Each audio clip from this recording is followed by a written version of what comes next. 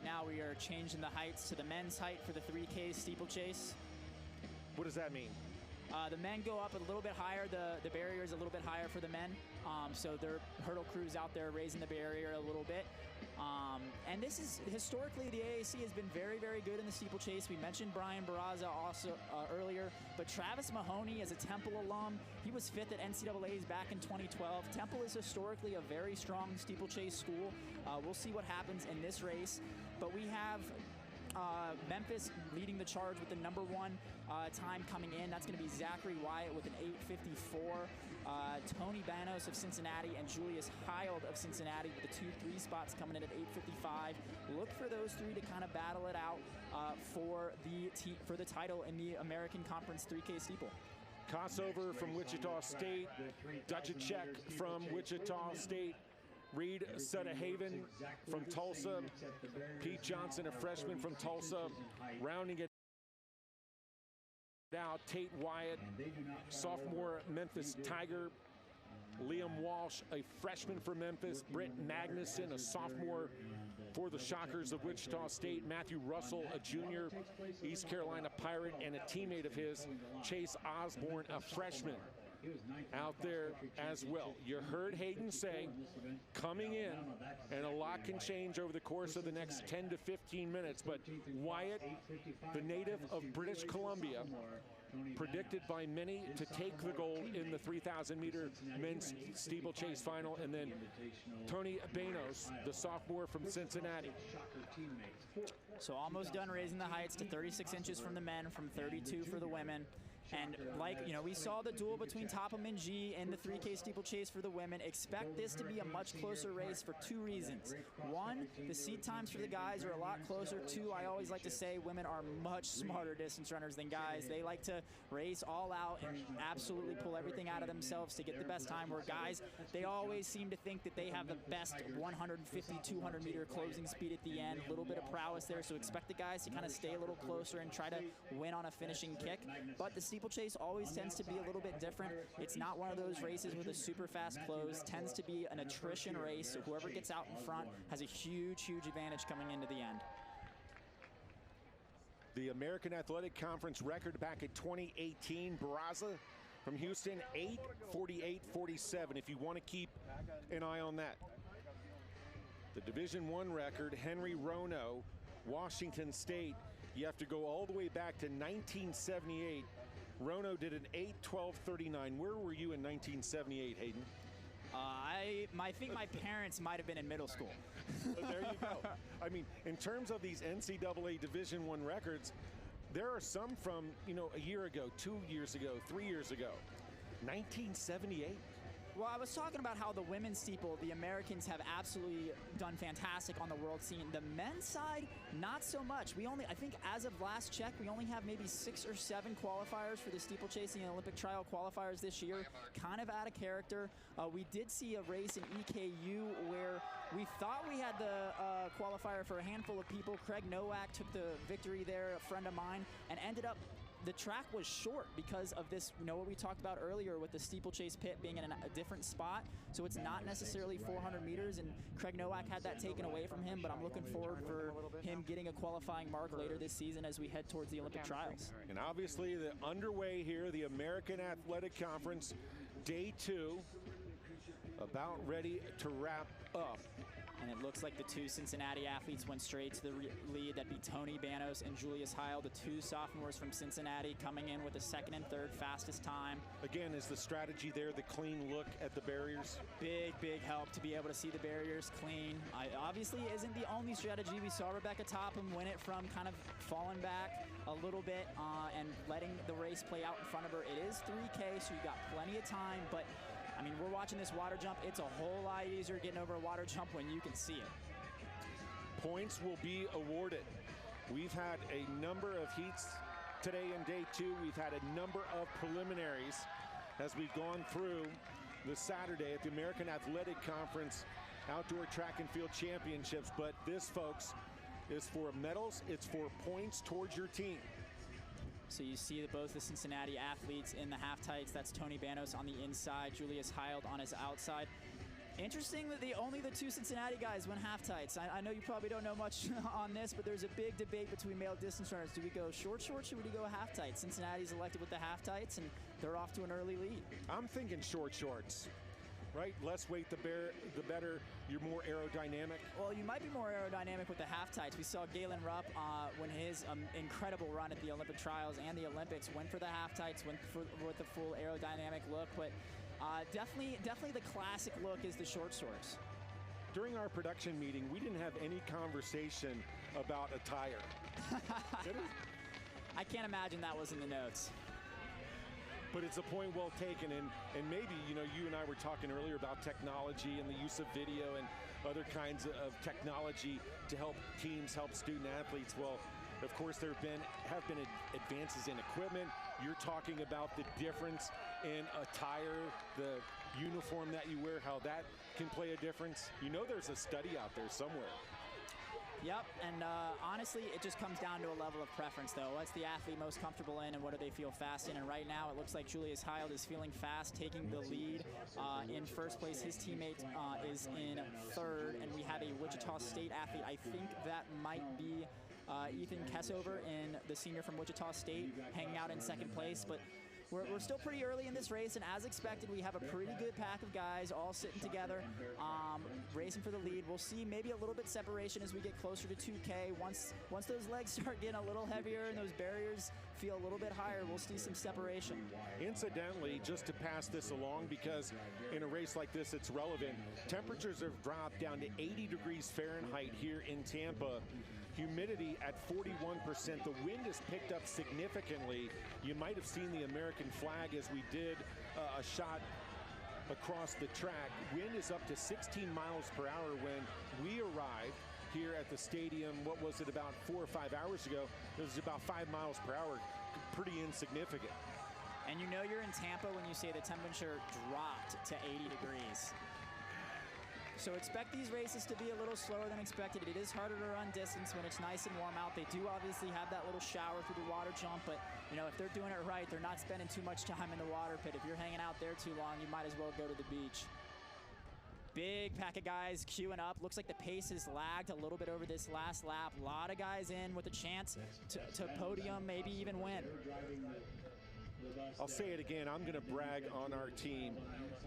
The past couple of days, just tremendous visuals, shots from here at the USF Track and Field Stadium in Tampa.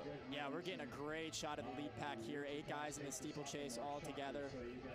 We were talking before we went on air today about, you know, maybe a decade or so ago, this is a kind of track meet that we wouldn't get to watch, and now you guys are getting it from your living rooms. Yeah, many kudos there, obviously to the American Athletic Conference, the member institutions, but also ESPN as well to put this all on because it is important. And Hayden, on behalf, I know, of the two of us, I'm so pleased that you and I are able to participate in this. Obviously, I'm a huge track and field fan, so anytime we get to watch track and field and commentate on it and bring it to you, it's honestly a pleasure. And then we have Banos with the lead, and that is Kosover in second of Wichita State. We're seeing a little bit of separation with these top 3 guys. Banos, Heald, and Kosover taking a little bit advantage here. Zachary Wyatt came in with the fastest time, but he looks like he's biding his time back a little bit. That's a Memphis athlete. I think he is currently in 7th. Could be wrong there. Oh, I am wrong. That in 7th is, I believe, Pete Johnson of Tulsa, the freshman. Separation as we are at about the halfway mark of the men's 3,000 steeplechase. These 3 guys jockeying for position. Cincinnati trading the lead back and forth. Some really good team running here. Somebody takes 1 lap, somebody else takes another. A little bit of strategy there, trying to pull both of them ahead of everybody else. And there's the Tulsa athlete, Johnson, that I mentioned earlier. Cincinnati athletes, kind of a little bit of hands there, getting a little bit position, put a hand on the Wichita State guy. Nothing too problematic, just making sure, hey, I'm here, you go run over there. Wichita State kind of forced to the outside. And I think we're going to see a little bit of separation here in the next 200 meters. We're going to see who wants to take away this win, because we have all 3 of these guys are starting to hurt, starting to get in the latter stages of this race. starting to lose their hurdle form a little bit, so we'll see if it gets a little bit harder to get over that barrier in the next 2 laps. So 800 meters, well, I say 800 meters, I should say 2 laps to go, a little bit longer than 800 meters with that outside water pit. If you're Ethan Kossover and you're running with 2 Cincinnati Bearcats, do you kind of feel like an island? Maybe. These guys have been trading off the lead, though. He's been able to just kind of sit back and relax. But Cincinnati's done really well this season. They have 2 of the top guys in the NCAA and the 5K. They've developed a really good distance group. I know Kossover knows that, but he's looking at these guys and saying, hey, I want to shock you. Little shocker reference. No, that's great. You see Duchacek, another Wichita State shocker, kind of looming back there as well. Again, this is the final. Points awarded for the teams based on the results of this race, along with the medals. And this is a huge event for Wichita State. There are not a lot of events that they get to walk in and not see any Cougars. Obviously, we talked about the 100 and the 200 meter earlier being huge events for Houston, but this is an event where Wichita State can make up some ground. And here we go, Kossover to the lead. 1 lap to go, and he's looking for 10 points to take home to his team and a gold medal, and looks like only one of the Cincinnati athletes can hang with him. We are probably gonna have a Cincinnati athlete in 3rd, but who's gonna get 1st? Kossover, the 4th best time coming in. Banos and number 4 in his back. Yep. Banos in 2nd, losing a little bit of ground, although these barriers can be really dispositive over the last lap. See if they can still accelerate. Kossover looks fantastic over the dry barrier, although also Banos looks good too. So about status quo, and looks like Banos just kind of shut it down there. Starting to look back behind him. Kossover looking at nothing but what's in front of him. That is a great sign. He is running away with this race. He's got maybe a 2-second lead on the Cincinnati athlete Banos right now. Banos looking back for his teammate. Coming into the last water jump. See if he can seal the deal. The senior Kossover looking for an exclamation point moment of his career. Looks back. Smooth over the last water jump, and one more dry barrier between him and the finish line. Should be smooth sailing. Here we go. Done. Got it. It's his. Looks back, confirms it. See if he enjoys these last 20 meters. The shocker, with the shocker in the 3,000 steeplechase. Fantastic. 10 points for Wichita State. They've got another athlete farther back down the field. Cincinnati firmly in 2nd and 3rd. That's big for the Bearcats. And there's another Wichita State athlete in 4th. 1st and 4th with no Houston Cougars in the event. That's got to be real nice for Wichita State. Ethan Kossover coming in. Maybe not many expected him to end up with the gold. He had other plans.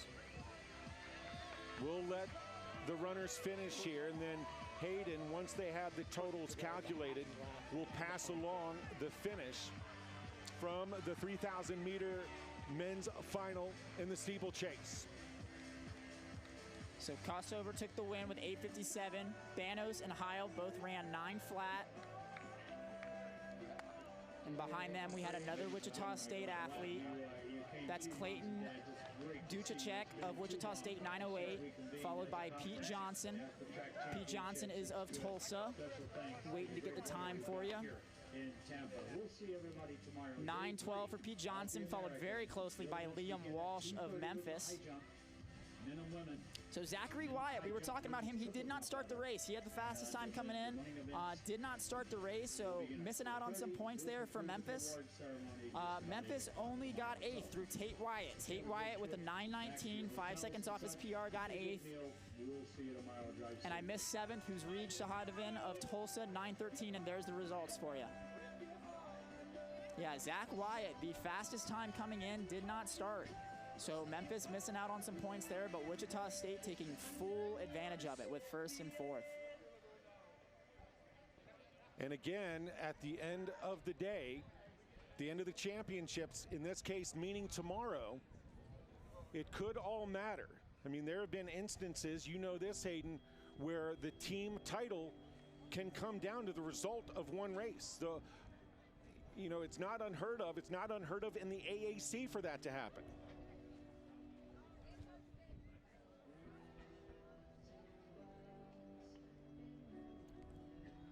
So last event on the track for the day. Yeah, there again is a look at the champion. of the 3000 steeplechase getting congratulations from his teammates. And that shot is very symbolic as the sun is setting here in Tampa, Florida, as we close the book on day 2 of the American Athletic Conference Outdoor Track and Field Championships. Hayden, you know, you and I arrived about 4 hours ago, kind of hit the ground running with so many events, field events going on, kind of finishing up simultaneously. And then the day transitioned as the women's pole vault was just about ready to finish. Then we headed over, because there's a great look at some happy Wichita State Shockers. And then we transitioned our eyes, our attention here to the track. And you know, you and I joked about it, you know, speed kills, here we go. And had those races just in kind of rapid fire fashion, so many great performances. And what a great moment it is for Kosover, but I think what a great way to end this championship today, day 2 of the championship, with Kosover winning, kind of telling everybody that just because you're not the favorite, you can still go out and do big things. Kosover did big things today. Absolutely, and we'll get the final team scores off the day to you, but one important note, so Houston will likely not be in the top 3 on the men's side yet because they did not pick up any points in the steeplechase, but that is going to change remarkably tomorrow. They are going to pick up massive amounts of points in the 100 to 200. Like you said, the favorite may not win, but guess what? In the 200 and the 100, the 3rd guy, 4th guy, 5th guy, 6th guy, all Houston. So it doesn't matter which one wins for them. Big, big points for the Cougars on play tomorrow. So as we get ready to step aside, we will update you on the team scores. On the men's side, 7 out of 21 events have been scored. Wichita State right now sitting atop the leaderboard with 102 team points. Cincinnati, the Bearcats, in 2nd place with 72. In 3rd place, the Memphis Tigers with 36. There's another beautiful shot. The team scores on the women's side, Houston in 1st place at the moment with 58. The Memphis Tigers 2nd place with 48. Tulsa in 3rd place with 44. 8 out of 21 events scored. Well, Hayden, appreciate that. It's been great working with you. And that's going to do it. Day 2 of the American Outdoor Track and Field Championships. More drama, medals, and trophies tomorrow. It all starts at 2:30 p.m. Eastern, including the awards ceremony from the USF Track and Field